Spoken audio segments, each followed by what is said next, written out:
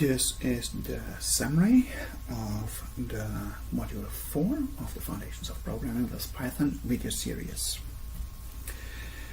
In this module we have continued with loops, covered sequences or collections, how they are generally called, and they were strings, tuples, ranges, and had an introduction to lists.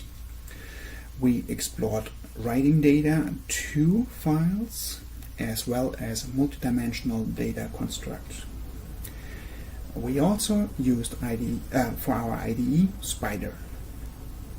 At this point you should be able to answer the following questions from memory. For the ones you can't, please review the sections in the module. What are collections? How are collections called in Python?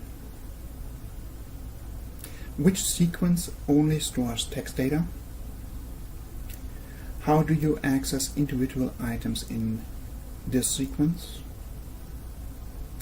Which sequence stores items of various types? Can values in a tuple be changed? How do you access individual items in a tuple? Can values in a list be changed? How do you access individual items in a list? Name 3 methods available for strings. Name 3 methods available for lists. How do you write data from a string to a text file?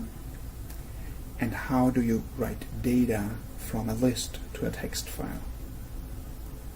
If you can answer all these from memory, it's time to complete the assignment and move to the next module.